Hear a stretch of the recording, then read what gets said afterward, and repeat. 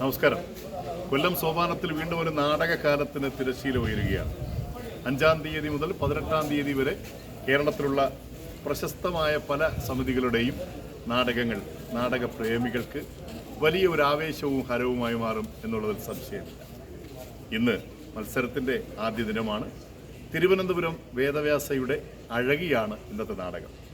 മലയാളത്തിൻ്റെ പ്രിയപ്പെട്ട എഴുത്തുകാരൻ മുഹാദ് ബൊമ്പായത്തിൻ്റെ രചനയിൽ പ്രശസ്ത മലയാള നാടക സംവിധായകൻ സുരേഷ് ദിവാകരൻ്റെ സംവിധാനത്തിൽ മലയാളത്തിൽ നമ്മളൊക്കെ ഒരുപാട് ഇഷ്ടപ്പെടുന്ന നിരവധി കലാകാരന്മാർ വേദിയിൽ വരുന്ന നാടകം കാണാൻ നമുക്ക് സോപാനത്തിലേക്ക് കടക്കാം. അതിനു മുന്നേ നമുക്ക് നാടകക്കാരെയൊക്കെ ഒന്ന് കാണുകയും ചെയ്യാം. വരും.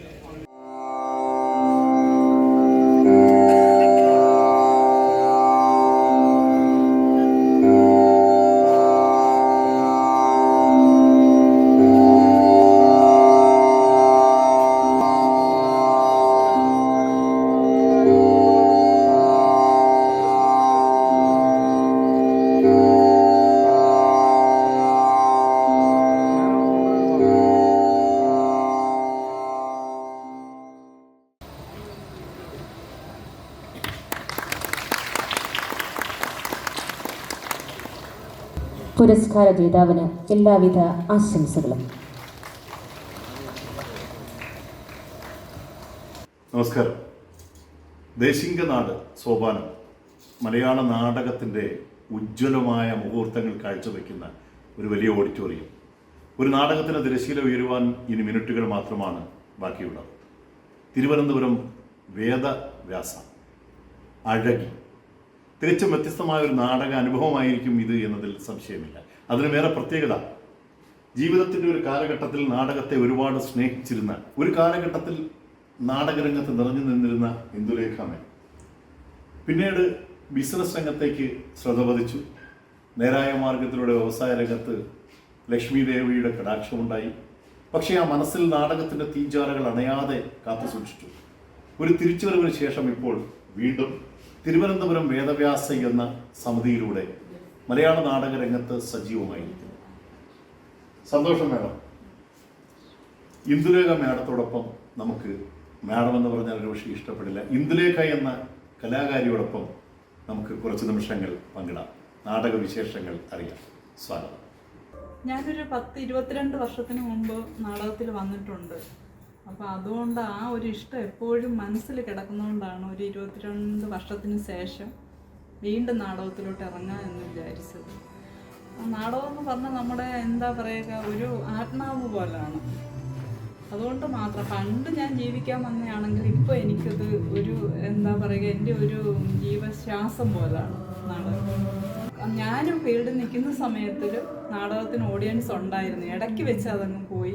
ഇപ്പോൾ വീണ്ടും നിറഞ്ഞ സദസ്സാണ് നാടകത്തിനോട് എല്ലാവർക്കും ഇഷ്ടമെന്ന് എനിക്ക് തോന്നുന്നു.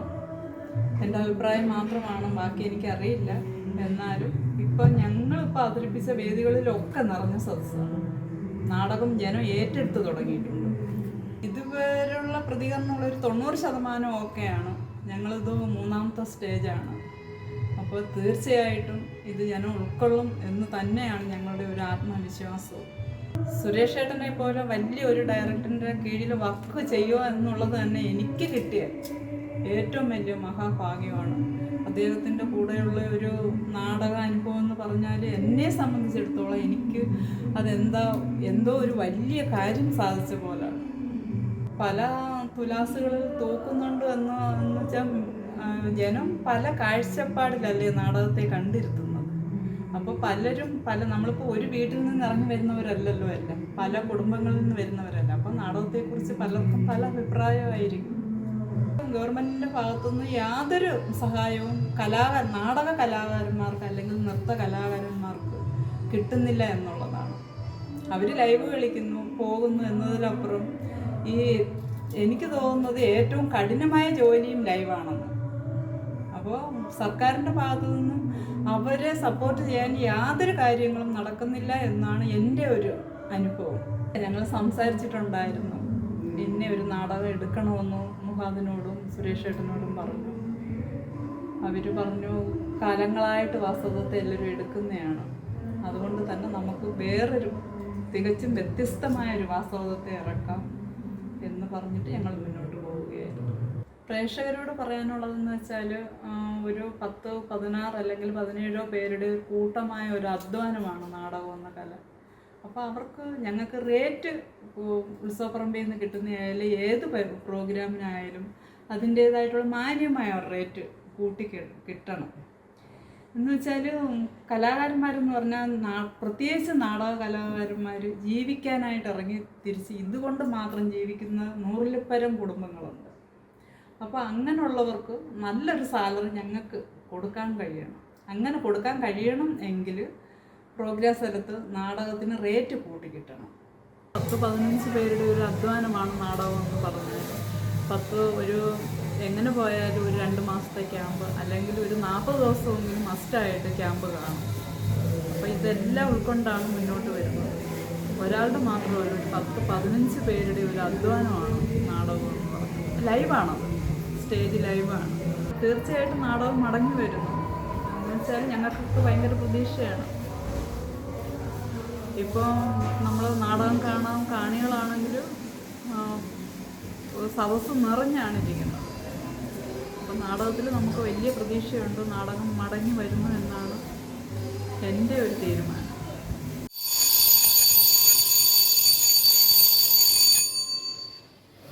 പ്രിയമുള്ളവരെ, തിരുവനന്തപുരം വേദവ്യാസ കലാകേന്ദ്രത്തിൻ്റെ നാടകം കാണുവാൻ വന്ന നിങ്ങളെ ഞങ്ങൾ ഹാർദമായി സ്വാഗതം ചെയ്യുന്നു. കൊല്ലം കലാഗ്രാമം നാടകോത്സവം 2025. അതിനോടനുബന്ധിച്ച് ഇന്ന് ഈ വേദിയിൽ ഞങ്ങൾക്ക് ഒരു നാടകം നടത്തുവാൻ അവസരം ഉണ്ടാക്കി തന്ന ഇതിൻ്റെ സംഘാടക സുഹൃത്തുക്കൾക്കും അവരുടെ കുടുംബാംഗങ്ങൾക്കും തിരുവനന്തപുരം വേദവ്യാസ കലാകേന്ദ്രം ഈ അവസരത്തിൽ നിസ്സീമമായി നന്ദി രേഖപ്പെടുത്തുന്നു. പ്രിയ സദസ്സിന് തിരുവനന്തപുരം വേദവ്യാസ കലാകേന്ദ്രത്തിൻ്റെ സ്നേഹസ്വാഗതം. കൽപ്പാന്തകാലമായി സാധകം ചെയ്യുന്ന നാദബ്രഹ്മവേദം.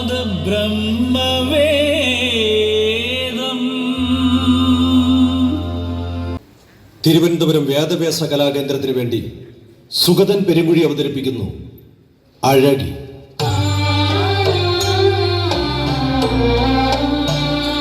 നാടകരചന മുഹാദ് വെമ്പായ.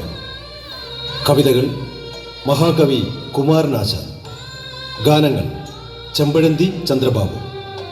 നിർമ്മാണ നിർവഹണം സുഗതൻ പെരുങ്കുഴി. അവതരണം വേദവ്യാസ കലാകേന്ദ്രം തിരുവനന്തപുരം. ദീപ സംവിധാനവും നാടക സംവിധാനവും സുരേഷ് ദിവാകരൻ.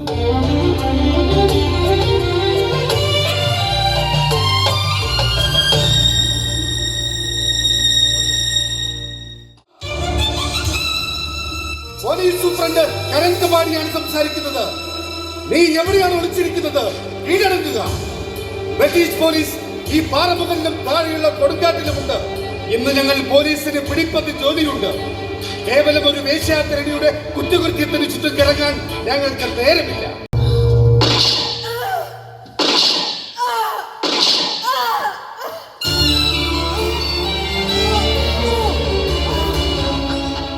നിന്നെ രക്ഷിക്കാൻ ഒരുത്തനും ഈ പാറമുകളിലെത്തില്ല.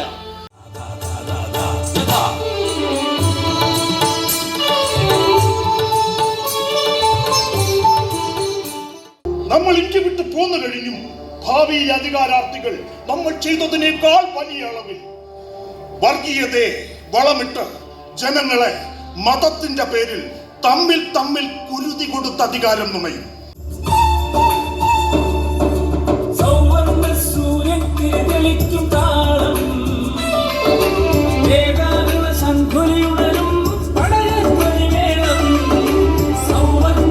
ബൗദ്ധഭിക്ഷുക്കൾ താമസിച്ച് തന്നെ ഉണ്ടായിരുന്നു. പറയാതെ വയ്യ, എന്തൊരു തേജസ്സാണ് മുഖത്ത്.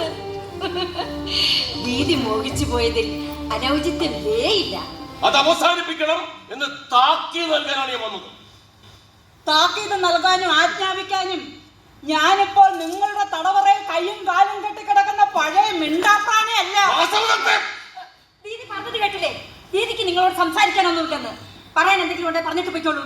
ദീദിക്ക് ഉച്ചമയക്കത്തിനുള്ള സമയമായി. വരൂ ദീദി. നീ പൊയ്ക്കോ. ഞാൻ വരാം. ദീദി, ഇയാൾ ദീദിയെ ഒന്നും ചെയ്യില്ല. പൊയ്ക്കോ. നവാബ്, അങ്ങ് മടങ്ങിക്കോളൂ. അങ്ങക്ക് ചെയ്യാൻ പറ്റുന്ന അങ്ങ് ചെയ്തോളൂ. ഞാൻ എന്ത് ചെയ്യണമെന്ന് എന്നോട് കൽപ്പിക്കണ്ട. നിർബന്ധിച്ച ഒരു പെണ്ണിനെയും ഈ തൊഴിലേക്ക് ഇറക്കാതിരിക്കാൻ എന്നാൽ കഴിയുന്നത് ഞാനും ചെയ്യും. 4-5 മാസങ്ങൾ കൂടി കഴിഞ്ഞാൽ പിന്നെ നിങ്ങളെ പോലുള്ളവരെ സംരക്ഷിക്കുന്ന ബ്രിട്ടീഷുകാരന്റെ ഇന്ത്യ അല്ലത്, ഇന്ത്യക്കാരന്റെ ഇന്ത്യ, ജനാധിപത്യ ഇന്ത്യ. നമസ്കാരം, ഞാൻ കൊല്ലം കുമാർ, വിജയകുമാർ എന്നാണ് എൻ്റെ പേര്. ഞാനൊരു 45 വർഷത്തോളമായി ഞാൻ നാടക ഫീൽഡിൽ വന്നിട്ട്. അപ്പോൾ എല്ലാ വർഷവും നാടകങ്ങൾ കളിക്കുന്നുണ്ട്. ഇപ്പം പഴയ കാലം വെച്ച് നോക്കുമ്പോൾ പഴയ കാലത്ത് 350, 400, 450 നാടകങ്ങളൊക്കെ കളിച്ചുകൊണ്ടിരുന്ന കാലമായിരുന്നു ഞങ്ങളൊക്കെ. പക്ഷേ ഇപ്പോൾ വന്നിട്ട് നാടകത്തിന് ഒരു ഇടക്കാലം വെച്ച് കുറച്ചൊരു അപജയം സംഭവിച്ചു. പ്രേക്ഷകർ കുറഞ്ഞു. അപ്പോൾ അങ്ങനെ നാടകത്തിൻ്റെ സാമ്പത്തികമാണ് ഏറ്റവും വലിയ പ്രശ്നം. കാരണം ഇപ്പം ഇറക്കുന്ന നാടകങ്ങളെല്ലാം 15 ലക്ഷത്തിന് മുകളിലോട്ട് 20-22 ലക്ഷം രൂപയുടെ നാടകങ്ങളാണ് ഇറക്കുന്നത്. പക്ഷേ അത് ഒരു വർഷം കൊണ്ട് കളിച്ച് നമുക്ക് തിരിച്ചെടുക്കാൻ പറ്റുന്നില്ല. മുതലാളിമാർ അല്ലെങ്കിൽ പ്രൊഡ്യൂസർമാർ നഷ്ടത്തിലാണ്. അപ്പോൾ അതിൽ 2 വർഷം കളിക്കേണ്ട ഒരു സാഹചര്യം വരുന്നു. 2 വർഷം കളിച്ചാലും തിരിച്ച് കിട്ടാൻ, ഉണക്കിയ പണം തിരിച്ച് കിട്ടാൻ പറ്റാത്തൊരവസ്ഥയിലോട്ടാണ് പോകുന്നത്. പക്ഷേ ഇപ്പോൾ നമ്മൾ മേളകളായാലും അല്ല നാടക സ്ഥലത്തിൽ പ്രേക്ഷകർ ഒരുപാട് വരുന്നുണ്ട്. പുതിയ തലമുറയൊക്കെ ഇപ്പം നാടകം കാണാൻ തുടങ്ങി. അപ്പോൾ ഒരു നല്ല കാലമാണ് നാടകത്തിന് വരാൻ പോകുന്നതെന്നാണ് ഒരു സൂചന അതിൽ നിന്ന് നമുക്ക് മനസ്സിലാക്കുന്നത്. അതിൽ നാടകം ആണ്, നാടൻ്റെ അകമാണല്ലോ നാടകം ലൈവ് സാധനമാണ്. സിനിമ കാണുന്ന പോലല്ല, പ്രേക്ഷകർ നേരിട്ട് സമ്പാദിക്കുന്ന ഒരു സംഭവമാണ്. അപ്പോൾ എന്തുകൊണ്ടായാലും നാടകം അടുത്ത കാലത്തൊന്നും നശിക്കില്ല. ഇനിയും പ്രേക്ഷകർ കൂടും. നാടകം നല്ല നല്ല നാടകങ്ങൾ വരും. നല്ല കലയായിട്ട് തന്നെ നമ്മുടെ കേരള സംസ്കാരത്തെ കൊണ്ടുപോകുന്നതിന് അത് ഒരുപാട് നല്ല കാര്യങ്ങൾ ചെയ്യുമെന്നാണ് എൻ്റെ ഒരു പ്രതീക്ഷ. കല എന്ന് പറയുമ്പോൾ ഇപ്പോൾ സിനിമയുണ്ട്, സീരിയലുണ്ട്. എനിക്കെന്തോ എൻ്റെ മകൾ പോലും സീരിയൽ ആർട്ടിസ്റ്റാണ്. ഞാൻ ഒരുപാട് ഒരു 6 വർഷത്തോളം ഞാൻ അതിൻ്റെ പിന്നിൽ നടന്നതാണ്. ഞാൻ ചെറിയ ചെറിയ വേഷങ്ങളൊക്കെ ചെയ്തെങ്കിൽ പോലും എനിക്ക് ഇപ്പോഴും സീരിയലിനകത്ത് അഭിനയിക്കാൻ ഒരുപാട് ചാൻസുകൾ കിട്ടും. എല്ലാം എൻ്റെ സുഹൃത്തുക്കളൊക്കെയാണ്. സംവിധായകരായാലും എൻ്റെ പ്രൊഡ്യൂസറായാലും അല്ലെങ്കിൽ എക്സിക്യൂട്ടീവ് മെമ്പേഴ്സ്, അവരെല്ലാം നമ്മുടെ സുഹൃത്തുക്കളാണ്. പക്ഷേ എനിക്കെന്തോ നാടകത്തിനോടാണ് എനിക്ക് ഏറ്റവും കൂടുതൽ താല്പര്യം. എൻ്റെ ബ്ലഡിൽ അങ്ങനെ ആയിപ്പോയി. എന്നാൽ എൻ്റെ വീട്ടിൽ കുടുംബപരമായിട്ട് ആരും കലാകാരൊന്നുമില്ല. ഞാൻ മാത്രമാണ് കലാകാരനായിട്ട് വന്നത്. വേള നടത്തുമ്പോൾ അവർക്ക് സംഭവിക്കുന്നതെന്ന് പറഞ്ഞാൽ ഇപ്പോൾ ഒരു 6 ദിവസം അല്ലെങ്കിൽ ഒരു 10 ദിവസം മേള നടത്തുമ്പോൾ നല്ലൊരു ഹ്യൂജ് എമൗണ്ടാണ് വരുന്നത്. ഏണ്ടൊരു 6 ലക്ഷം രൂപയ്ക്കകത്തുള്ള എക്സ്പെൻസ് അവർക്ക് വരുന്നുണ്ട്. അപ്പം നാടകം ഇപ്പോൾ ഒരു 5 നാടകം 10 നാടകം വയ്ക്കുമ്പോൾ അവർ നാടകക്കാർക്ക് അവർക്ക് ഒരു എമൗണ്ട് കുറച്ചേ കൊടുക്കാൻ പറ്റുള്ളൂ. അപ്പം നമ്മളതുകൊണ്ട് നമ്മൾ ആർട്ടിസ്റ്റുകൾക്ക് ബാറ്റ കൊടുത്ത്, അല്ലെങ്കിൽ വാഹനത്തിനാണ് വാടക വണ്ടിയാണെങ്കിൽ വാടക കൊടുക്കാനൊക്കെ ഉള്ള ക്യാഷേ കിട്ടും. അത് പ്രൊഡ്യൂസർക്കൊന്നും 10 പൈസ കിട്ടത്തില്ല. മിക്കപ്പോഴും ദൂരോട്ടൊക്കെ ആണെങ്കിൽ പ്രൊഡ്യൂസർ 10,000-10,000 രൂപ കൈ നിട്ടുമാണ് മേളകൾ കളിക്കുന്നത്. അപ്പോൾ അതൊക്കെ ഒന്ന് മാറ്റി ഈ മേളകൾ നടത്തുന്നവർ നമ്മളെയൊക്കെ ഒന്ന് ഹെൽപ്പ് ചെയ്യുക, സഹായിക്കാൻ ചെയ്താൽ ഒരുപാട് മാറ്റങ്ങളുണ്ടാകും. കാരണം ഏറ്റവും കൂടുതൽ 30, 40, 50, 60 മേളകൾ വരെ കളിക്കുന്ന സമിതികളുണ്ട്. പക്ഷെ അവർക്കൊക്കെ വീണ്ടും ഓരോ പ്രാവശ്യവും നഷ്ടമാണ് ഉണ്ടാകുന്നത്. അപ്പോൾ മേള നടത്തുന്നവർ ഇത് ശ്രദ്ധിച്ചാൽ ഈ പറയുന്ന കലാകാരന്മാർക്കും പ്രൊഡ്യൂസർക്കും അതൊരു നേട്ടമാകും. അവർക്ക് ജീവിക്കാൻ പറ്റും. ഒരു 6 മാസത്തെ വരുമാനം കൊണ്ടാണ് കലാകാരന്മാർ ഒരു വർഷം ജീവിക്കുന്നതെന്ന് എല്ലാവർക്കും അറിയാമല്ലോ. 6 മാസമേ നമുക്ക് കല ഉള്ളൂ നമ്മുടെ ഉത്സവപ്പറമ്പുകളിൽ പോകാൻ. പിന്നെ മേള കളിക്കുമ്പോൾ ഈ പറഞ്ഞ സാമ്പത്തികമായിട്ട് നമുക്ക് മിച്ചമൊന്നും ഉണ്ടാകത്തില്ല. മലയാളത്തിൻ്റെ ഏറ്റവും പ്രിയങ്കരനായ രചയിതാവായി മുഹാദ് വമ്പായ മാറിയിരിക്കുന്നു സുരേഷ് ദിവാകർ. അദ്ദേഹം നമുക്കൊരു വലിയ അഭിമാനമാകുന്നു.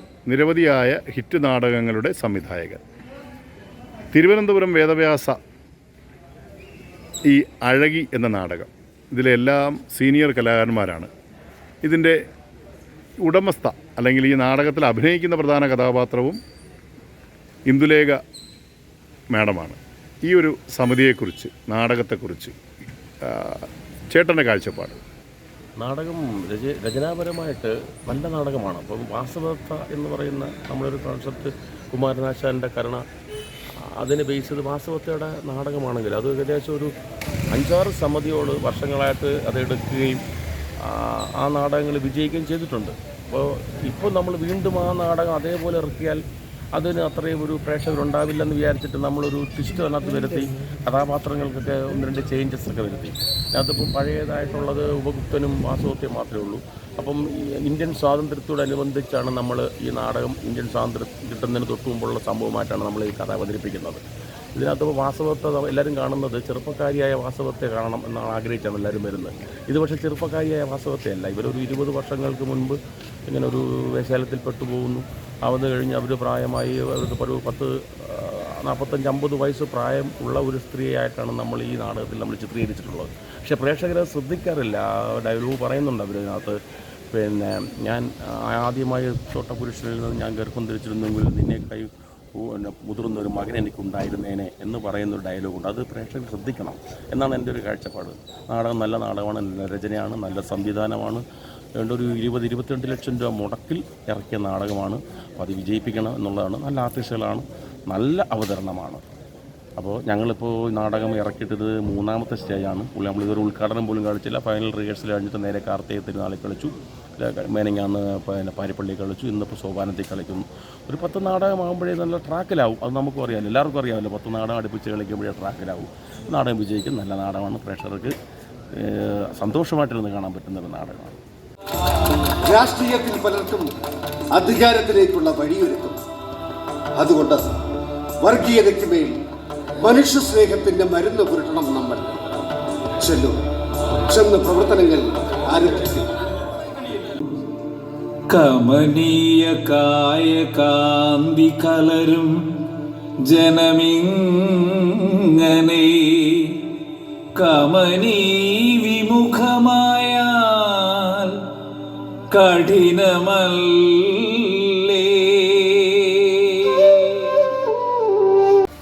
എനിക്ക് എന്തെങ്കിലും സംഭവിച്ചാലും നിനക്കൊരു ജീവിതം വേണം. അതാണിപ്പോൾ ചിന്തയിൽ. എനിക്കറിയാം നിനക്ക് സൽമാനെ ഇഷ്ടമാണെന്ന്. എന്താ മോളെ? ദീദി എൻ്റെ മനസ്സിലാക്കുന്നു. അത് കാണേണ്ട ഇയാൾ കാണുന്നില്ല. ദീദിക്കും എനിക്കും ഒരേ വിധിയാണ് ദീദി. നമ്മൾ ആരെയാണോ ഇഷ്ടപ്പെടുന്നത് അവർ നമ്മളെ അവഗണിക്കുകയാണ്, തിരസ്കരിക്കുകയാണ്. റാഡിൽ ഭരിച്ച ഇന്ത്യ പാക് അതിർത്തി പ്രകാരം നിന്റെ അഴകി മന്ദിരം സർക്കാർ പൊളിച്ചു മാറ്റി കഴിഞ്ഞു. എന്റെ പെൺകുട്ടികളെ ശർമാജിയുടെ അഭയകേന്ദ്രത്തിലേക്ക് മാറ്റിയിട്ടുണ്ട്. നിന്നോട് അപ്പോഴേ പറഞ്ഞതല്ലേ, നല്ല കാശും വാങ്ങി മധുര വിട്ടങ്ങോട്ടെങ്കിലും പോകാം. അപ്പൊ നിനക്ക് സ്വതന്ത്രാനന്തര ഇന്ത്യയിൽ നിർബന്ധിത വേശ്യാവൃത്തി ഇല്ലാതാക്കിയേ പറ്റൂ. നീ ആരാണിയും ചാൻസലറാണിയും. 2 ദിവസം കൂടി കഴിഞ്ഞാൽ ഇന്ത്യയുടെ സ്വാതന്ത്ര്യമാണത്രേ. നിർബന്ധിത വേശ്യാവൃത്തിയിൽ നിന്നും ഇന്ത്യയിലെ പാവം പെണ്ണുങ്ങൾക്ക് എന്നാണ് സ്വാതന്ത്ര്യം കിട്ടുക? ചതിയും വഞ്ചിക്കപ്പെടലും ഒക്കെ ശീലമായി കഴിഞ്ഞു വാസവദത്തയ്ക്ക്. ഒന്നേ ഉള്ളൂ, ഈ ഇന്ത്യയിൽ പോലും എനിക്കൊന്നും ചെയ്യാൻ കഴിയുന്നില്ലെന്നോ ദുഃഖം മാത്രം. കഴിയും. അതിന് കഴിയുന്ന തെളിവുകളുമായിട്ടാണ് ഇപ്പൊ എന്റെ വരവ്. നവാബും ശർമാജിയും ചേർന്ന് നടത്തുന്ന കൊടിയ നീതി നിഷേധങ്ങളുടെ, ലൈംഗിക പീഡനങ്ങളുടെ, മനുഷ്യത്വ വിരുദ്ധതയുടെ മുഴുവൻ രേഖകളും എന്റെ കൈവശമുണ്ട്. ഡൽഹിയിലെ ചെങ്കോട്ടയിൽ പണ്ഡിറ്റ് ജവഹർലാൽ നെഹ്റു സ്വാതന്ത്ര്യ പതാക ഉയർത്തി പ്രഭാഷണം ചെയ്യും. ഇന്ന് ഇരുട്ടി വെളുത്തു കഴിഞ്ഞാൽ പിന്നെ നമ്മളെ സഹായിക്കാൻ ബ്രിട്ടീഷുകാർ ഉണ്ടാവില്ല. അതുകൊണ്ട് ഇന്ന് അവസാനിപ്പിക്കണോ മാരണത്തെ?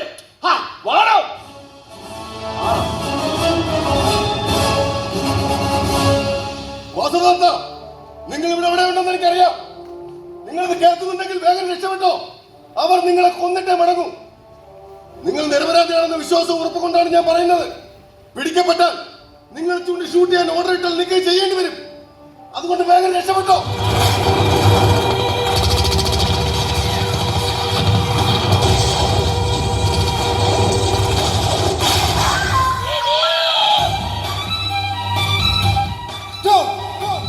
അവർക്ക് വെടിയേറ്റ് കഴിഞ്ഞു. എവിടെയാണെന്ന് കണ്ടെത്തും.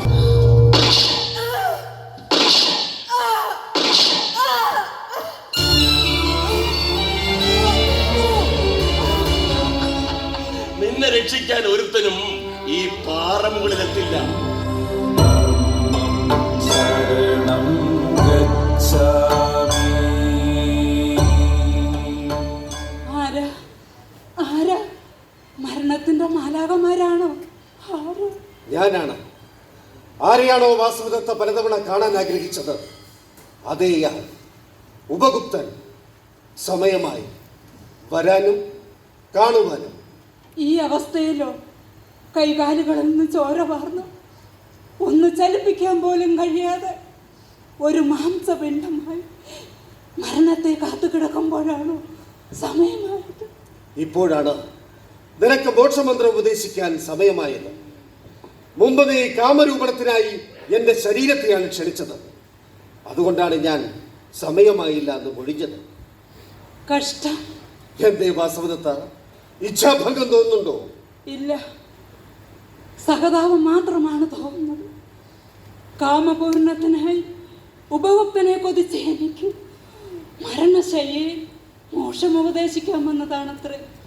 ഉപഭോക്ത, എൻ്റെ മനസ്സിലല്ല, അങ്ങയുടെ മനസ്സിലെ ചിന്തകൾക്കായിരുന്നു കുഴപ്പമുണ്ടായിരുന്നത്.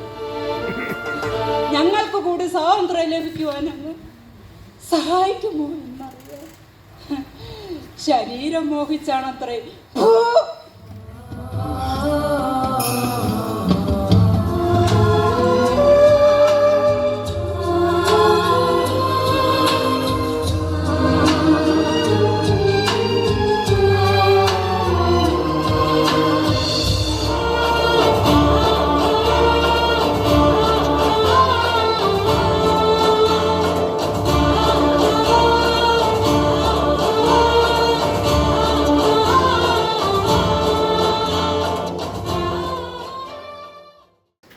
നമസ്കാരം, ഞാൻ സീതമ്മ വിജയൻ.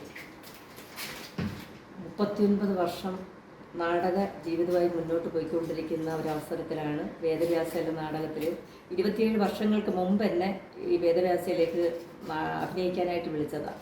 അന്നൊന്നും എനിക്ക് പോകാൻ പറ്റിയില്ല. പക്ഷേ ഇപ്പം അപ്രതീക്ഷിതമായ ഒരവസ്ഥയിലാണ് ഞാൻ വന്നിരിക്കുന്നത്. അവസരത്തിലുമാണ്. കാരണം ഇന്ദുലേഖ എന്ന് പറയുന്ന എൻ്റെ ഏറ്റവും അടുത്ത എൻ്റെ സഹോദരി എൻ്റെ അടുത്ത് വരികയും ഇങ്ങനെ ഒരു വേഷം ചെയ്യണമെന്നും ഞങ്ങൾ രണ്ടുപേരും കൂടെ ഒത്തു നിൽക്കണമെന്നും പറഞ്ഞതിൻ്റെ പുറത്ത് ഞാൻ ഈ ഒരു വർഷം ഒരു ഇതുവരെ ഞാൻ മെയിൻ വേഷങ്ങളാണ് ചെയ്തിരുന്നത്. പക്ഷേ അതല്ല, ഞങ്ങൾ രണ്ടുപേരും കൂടെ നല്ല ഒരു നാടകം രംഗത്ത് കൊണ്ടുവരുക എന്ന് ആത്മാർത്ഥമായ ചിന്തയോടുകൂടി അഴകി എന്ന നാടകത്തിൽ എനിക്ക് കിട്ടിയ വേഷം മനോഹരമായിട്ട് ചെയ്യാൻ ശ്രമിക്കുന്നുണ്ട്. പിന്നെ ഇപ്പോൾ വന്ന ഇന്ദുലേഖ എന്ന് പറയുന്നത് പ്രൊഡ്യൂസർ മാത്രമല്ല, ഇന്ദുലേഖയാണ് മെയിൻ ക്യാരക്ടർ ചെയ്യുന്നത്. വാസവദത്തയായിട്ട് ഇന്ദുലേഖയാണ്. പിന്നെ വളരെ നല്ല രീതിയിൽ ചെയ്യുന്നുണ്ട്. നല്ല അനുഭവമാണ് എനിക്ക് ഈ വർഷം കിട്ടിയത്. കാര്യം കഴിഞ്ഞ വർഷം എനിക്ക് കിട്ടിയ അനുഭവം വെച്ച് നോക്കിയാൽ, അനുഭവം എന്ന് പറയുന്നത് ജീവിതത്തിലേക്ക് ഞാൻ തിരിച്ചു വന്നതുപോലും ഒരു ഭയങ്കര അവസ്ഥയിലൂടെയാണ്. കഴിഞ്ഞ വർഷം യാത്ര എന്ന നാടകത്തിൽ ചെന്നുപെടുകയും എനിക്കവിടെ തിക്തമായ ഒരുപാട് അനുഭവങ്ങൾ ഉണ്ടാവുകയും നമ്മുടെ കൂടെ സഹകരിക്കുന്ന സഹപ്രവർത്തക തന്നെ നമുക്ക് ഭയങ്കര ബുദ്ധിമുട്ടുണ്ടാക്കുകയും ചെയ്ത ഒരവസ്ഥയിൽ ജീവിക്കണോ മരിക്കണോ നാടകം കളിക്കണോ എന്നറിയാൻ വയ്യാത്തൊരവസ്ഥയിലാണ് ഞാൻ നിന്നത്. അപ്പോഴാണ് എനിക്കിങ്ങനെ ഏറ്റവും എൻ്റെ ഉറ്റമിത്രമായിട്ടും എൻ്റെ കൂടപ്പിറപ്പ് പോലെ ഒരു സഹോദരിയെ കിട്ടുകയും വളരെ നല്ല രീതിയിൽ, ഞാൻ ഇത്രയും വർഷം നിന്നെങ്കിലും ഏറ്റവും നല്ല രീതിയിൽ എനിക്ക് ഭയങ്കര എൻ്റെ കുടുംബത്തിനേക്കാൾ കൂടുതൽ സഹകരണവും കാര്യങ്ങളും എല്ലാമായിട്ട് എനിക്ക് നല്ലൊരു വർഷം സമ്മാനിച്ച ഈ ഒരു വർഷത്തിന് മുന്നോട്ടുള്ള യാത്രയിൽ ഞാൻ ഉണ്ടാവും. ഒരു നല്ല നാടകമാവട്ടെ. പിന്നെ വേദവ്യാസയുടെ അഴകി എന്ന നാടകം ഒരുപാട് സ്റ്റേജുകളിലേക്ക് എത്തട്ടെ. എൻ്റെ സഹോദരി ഒരുപാട് നാടകങ്ങൾ കളിക്കട്ടെ. വീണ്ടും ആ സഹോദരിയോടൊപ്പം മുന്നോട്ട് പോകാൻ ഞാൻ തയ്യാറെടുക്കുകയാണ്. ഇത് മാത്രമേ എനിക്ക് പറയാനുള്ളൂ. എല്ലാവരും നാടകം കാണണം, ഞങ്ങളെ പ്രോത്സാഹിപ്പിക്കണം എന്ന് മാത്രം പറഞ്ഞുകൊണ്ട് ഞാൻ നിർത്തുന്നു. വാസവദത്തെ നമ്മൾ പല നാടകങ്ങളിലും കണ്ടിട്ടുണ്ട്. വേദവ്യാസയുടെ വാസവദത്തെ എങ്ങനെ വിലയിരുത്തുന്നു? നന്നായിരുന്നു. കണ്ട് പഴകി ആശാൻ്റെ കഥാപാത്ര സൃഷ്ടികളായിട്ടാണ്. പക്ഷെ ആദ്യമായിട്ടാണ് ഇങ്ങനെ ഒരു രൂപത്തിൽ അവതരിപ്പിച്ചത്. 2 മണിക്കൂർ ദൈർഘ്യമുള്ള നാടകം നമ്മുടെ സാധാരണ പ്രേക്ഷകർക്ക് ഇഷ്ടമാകുന്ന രീതിയിലാണോ? തീർച്ചയായിട്ടും സാധാരണ പ്രേക്ഷകന് ഇഷ്ടപ്പെടും. പിന്നെ വ്യത്യസ്തമായൊരു തരത്തിലല്ലേ ഇതിപ്പം പോയിക്കൊണ്ടിരിക്കുന്നത്. കാരണം നമ്മളിതുവരെ കണ്ടുപഴകിയ വാസ്തവത്തിൽ ഉപഭോക്തനും സഞ്ചരിച്ച വഴികളായിട്ടല്ല. തീർത്തും വ്യത്യസ്തമായ എഴുത്തുകാരൻ്റെ സ്വതന്ത്രമായ ഒരു ആവിഷ്കാരം എന്ന് എനിക്ക് പറയാൻ പറ്റുള്ളൂ. അത് എത്രത്തോളം സാധാരണ പ്രേക്ഷകന് ഡൈജസ്റ്റ് ആവുമെന്ന് എനിക്കറിയത്തില്ല. എല്ലാവരും നന്നായിട്ടുണ്ട്. അഴകി എന്ന നാടകത്തിൻ്റെ സെറ്റിലാണ് ഞാനുള്ളത്. ഈ നാടകത്തിന് മുന്നിലിരുന്ന് നാടകം കാണുന്ന പ്രേക്ഷകൻ മിനിറ്റുകൾ കൊണ്ട് അല്ലെങ്കിൽ സെക്കൻഡുകൾ കൊണ്ട് മാറി മറയുന്ന സെറ്റുകൾ, അതിന് പിന്നിലുള്ള കഠിനാധ്വാനം, വിവിധ ഇടങ്ങളിൽ കൊളുത്തി വച്ചിരിക്കുന്ന 100 കണക്കിന് വരുന്ന ലൈറ്റുകൾ, ഇതൊക്കെയും ഒരു പിഴവ് പോലും വരാതെ അവർക്ക് മുന്നിലേക്ക് എത്തിക്കണം. നാടകം ഒരു സാധാരണ കലയല്ല. അതിസാഹസികമായ ഒരു കല എന്ന് തന്നെ പറയാം. തീർച്ചയായും മലയാള നാടകം സാമ്പത്തികമായി കൂടുതൽ ഉയരേണ്ടതുണ്ട്. പ്രേക്ഷകർ ഹൃദയപൂർവ്വം നാടകത്തെ സ്വീകരിക്കുന്ന ഒരു കാലത്തിലൂടെയാണ് നമ്മുടെ യാത്ര.